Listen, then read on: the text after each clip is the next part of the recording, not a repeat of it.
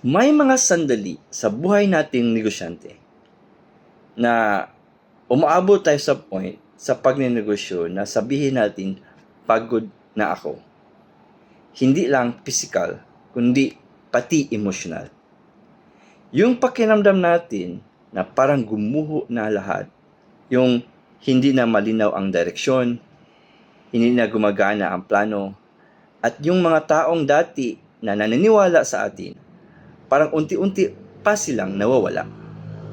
Tapos, darating ka sa isang senaryo na parang tahimik ka lang, walang ingay, no?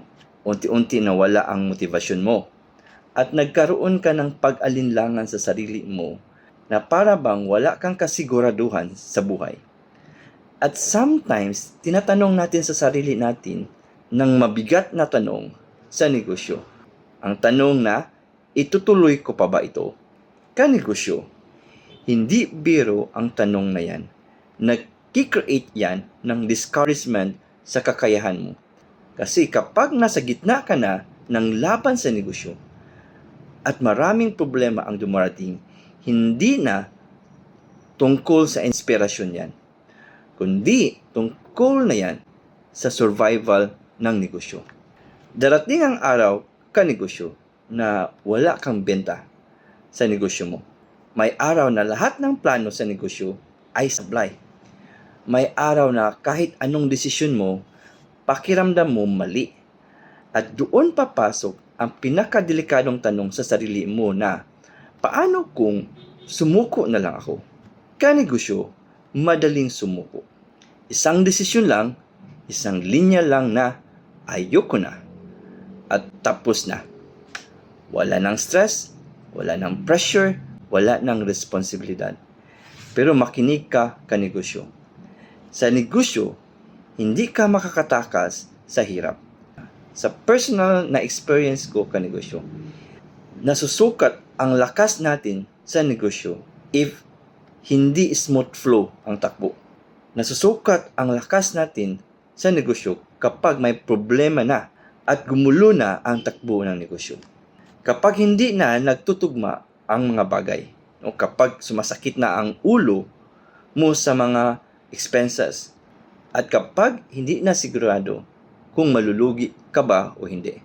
At kapag gusto mo nang bumitaw, pero pinipili mong lumaban.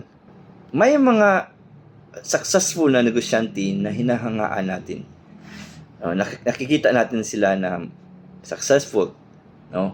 May pera sila, kita natin na yung lifestyle nila, at nakikita natin yung tagumpay nila. Pero kanegosyo, hindi natin nakita ang behind the scene sa pagnenegosyo nila. Alam mo ba, itong mga successful na mga negosyante na tinitingala natin, yung nagsisimula pa sila, maraming gabing umiiyak sila.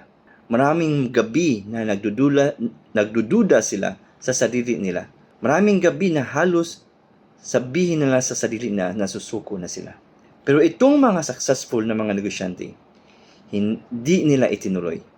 Hindi sila nag-give up, kundi nagpursige sila, nagpursue sila sa goals nila, sa negosyo nila. At ngayon ikaw, kanegosyo, nagsimula ka pa lang sa negosyo, tapos medyo nahirapan ka lang ng konti, gusto mo nang umatras? Kanegosyo, ganun ba kaliit ang pangarap mo? Ganun ba kahina ang dahilan mo? At ganun ba kadali ang laban para sukuan mo agad?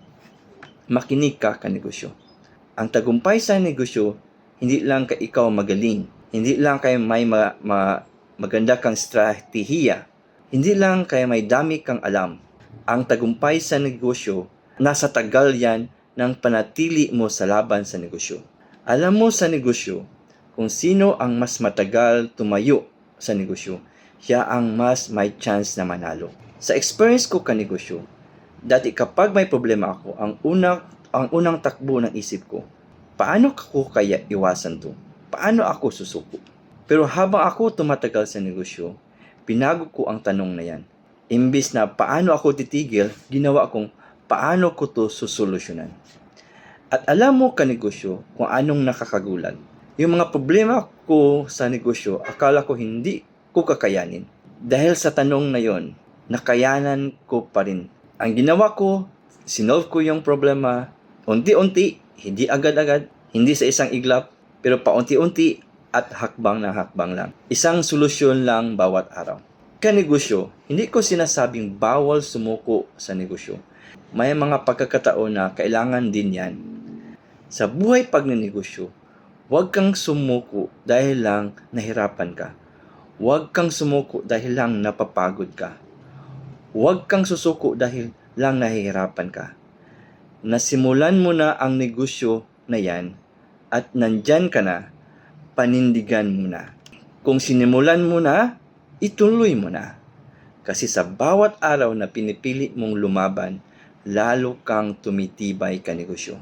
At kanegosyo, darating ang araw, magugulat ka na lang. Yung dati mong problema sa negosyo, naging magandang pinto na mag-inspire ng iba. Yung sakit at hirap mong nararamdaman sa negosyo, ngayon, aral na pwede mong ituro sa iba. At ikaw kanegosyo, hindi na naging pipityugin na negosyante. Naging malakas ka na negosyante.